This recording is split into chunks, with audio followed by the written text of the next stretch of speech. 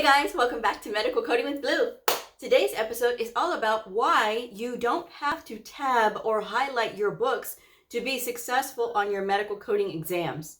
If you're brand new to my channel, welcome. I am Blue, I'm a medical coder. Okay, you guys have heard me many times talk about how you don't need to tab your books. You also don't have to write in your coding manuals.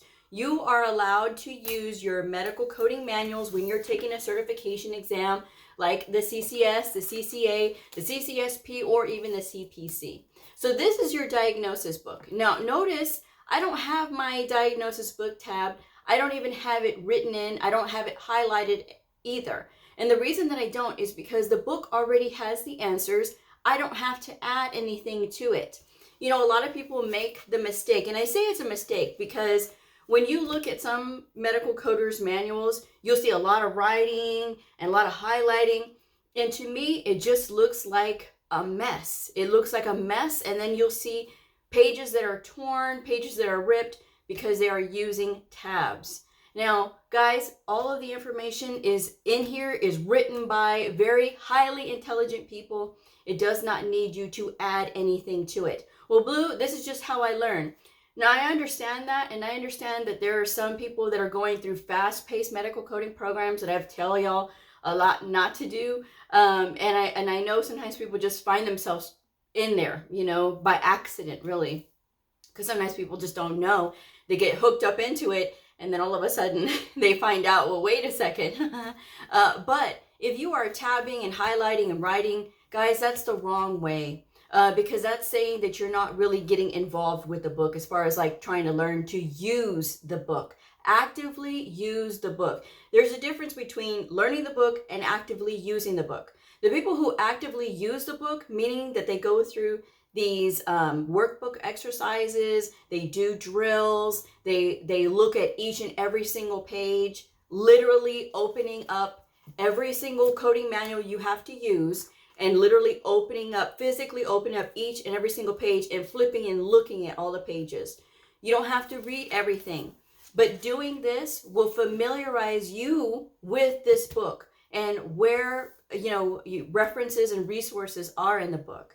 And that is so important because when you're in that exam room, there's going to be that flood of emotion, right? You're going to be like, oh my gosh, this is it.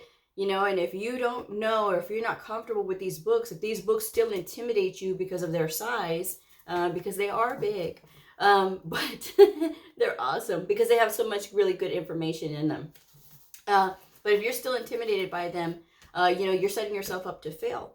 Because with these books, again, everything you need to know is right in them. They have anatomy tables, they have abbreviations, they have a list of prefixes, suffixes, and root words, and you can find that in your AMA CPT Professional Edition. And there's a whole back flap filled with all of the abbreviations as well in the CPT manual. So guys, take the time to learn your books. Again, don't waste your time with highlighting and tabbing and writing all this stuff in them. If you feel like you absolutely have to do anything to them, you need to highlight something because you feel like that's going to make you more like assured that you're doing the right thing when you're studying, then by all means go ahead. You don't have to take my advice. I'm just a veteran medical coder who's been there, done that for 13 years. This month is going to be 14 that I've been a medical coder. I've had 3 credentials. I've taken 2 credential exams in 1 year and passed them both, like I said. And the thing is, guys, I'm not sharing anything just to make it harder for you, but I'm telling you, the more that you practice, the more that you look in the books, the less you're going to find that you need to highlight anything or write anything in them. You can have a notebook of your notes and just have something to write stuff down.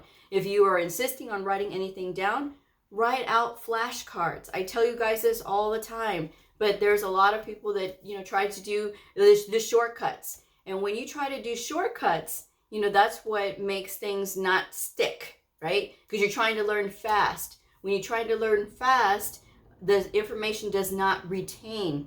When you do things the slow way, which is reading your coding guidelines, your ICD-10-CM coding guidelines once per week, okay, in their entirety. If it takes you 2-3 days, that's fine. But the side benefit of reading those coding guidelines is you get faster with reading. Now, a lot of times people will tell me, Blue, on that exam, I saw a lot of words because he's really long, op notes, and I just don't know. That's where I froze, because you're not getting yourself used to reading a lot of words all at one time. Again, if you're practicing reading once per week, those coding guidelines, they will get easier. You will get through the information a lot faster. But if you're not doing that and you're looking around for all these little shortcuts, that's what really does hang people up, as far as like they're not able to study it and absorb it properly. Because it's one thing to pass a certification exam. It's another when you go out into the real world and they start testing you on what you know. Every employer will give you an assessment test.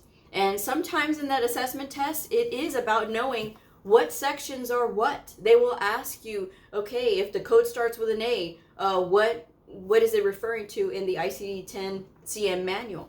And so that you have to know. If the code starts with an M, what section is that? So those are important things that if you're going through this book, you will understand. And it's not just the ICD-10 CM manual, it's the ICD-10 PCS. If you are sitting for an inpatient side exam, then you're going to want to get yourself familiar with this book. Now, the thing about this book is, and if you have watched any of my videos, you guys know how much I love Optum 360. I know I say this all the time, but guys, there's an appendix back here in this book, in the Optum 360 ICD-10 PCS manual. Appendix M, it's got a whole list of a bunch of different exercises that you can do looking up codes in the book. And then the next appendix has the answers. So this is a great study resource. It's got a lot of illustrations in it. If you find yourself that you have a hard time with anatomy, this is a very good resource as well, if you are studying for that inpatient side of the house coding. But go through there, work through the workbooks, guys, and don't waste your time tabbing and writing all these notes, because it's not necessary. And if people tell you that it is, well, it may be necessary for them. They may have to do that. And like I said, you guys don't have to follow my advice. But what I'm telling you is what is very efficient. And when you look at these books, they're going to be clean, right? They're going to be very clean. And you're not going to see all these highlights and colors and notes. And you're thinking, what the heck was I thinking here when I wrote that, or when I circled this, and what does that mean? You're not going to have any of that, because you're going to be working with a nice, clean book. And then all you have to do is look up the codes, guys. That's all you have to do. And know where your references and resources are. You know, the books, they have the coding guidelines in them. So that's what's great. You know, even though that you're reading them, you'll be able to recall, because you know. It's not about memorization either, okay? Sometimes people feel like they need this because it helps them to memorize. You don't have to memorize, folks. These coding guidelines, they get updated. And when they do, you know, things change, things update. So that's why you don't have to memorize. The key to adult education is repetition. And that means that you are getting through and familiarizing yourself, guys. Just familiarize yourself. Don't just take off the training wheels. No highlighting, no writing, no tabbing. Set yourself up for success, guys. You can do it without it. Oh, no, I can't. Okay, if you have that thought process, then that's where you're going to be. That's where you will stay when you have that thought process. I can't, I need it. If you've never been a coder in the real world, or you've never taken a test before, why do you feel like you need it?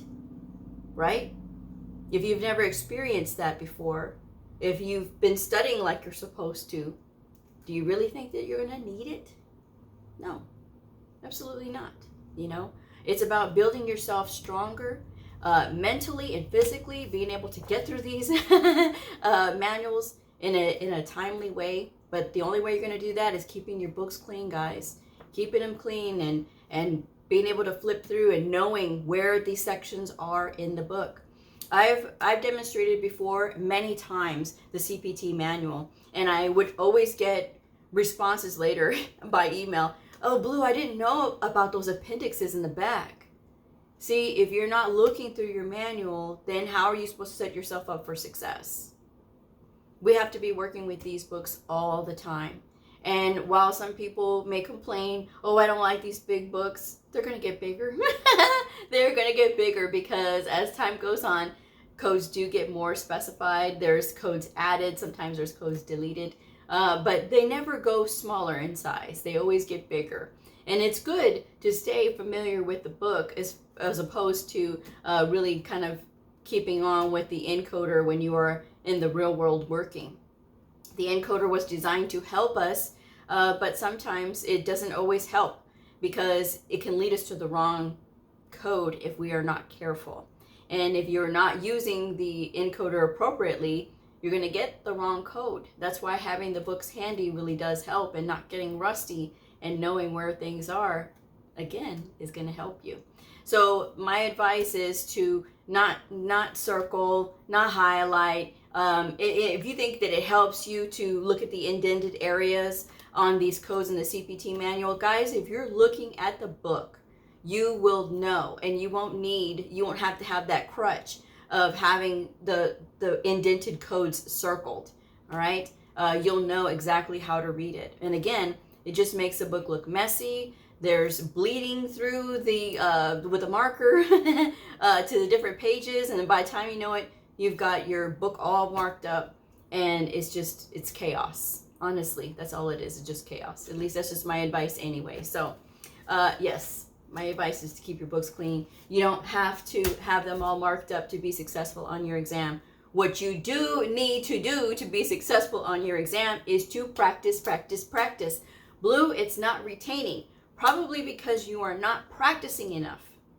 And by practicing enough, I mean spending an hour at a time, maybe 30 minutes, don't go no more than that, and really working through the book. Well, Blue, I'm slow. Naturally, you're going to be slow in the beginning looking up codes. But the more you practice, the faster you're going to get. The more you start getting familiar with the index, and then you get familiar with the tabular section, the easier that you're going to find it when you are going through and having to get into the test time, or getting into the real world and doing those those assessment tests rather. So yes, that is my total advice to you guys, is you don't have to highlight, you don't have to write, you don't have to put any notes in your book. Okay, what you do need to do is practice, practice, practice. Don't tab. It's just too much, guys. It's too much. When I see somebody with their book all tattered looking and all these tabs, it just looks like chaos to me. Like that would like get me nervous just looking at that book, rather than just having a nice, clean book. Okay, there's plenty of, depending on the publisher, there are plenty of illustrations throughout these books. So, like I said, get familiar with them and really spend some time working with the books. The more you do that, the more confident that you'll be. At least that's just my advice anyway. So I'm going to wrap this one up. Thank you guys so much for joining me, and I will see y'all on the next episode. Like, subscribe, share, and I'll see y'all again. Bye.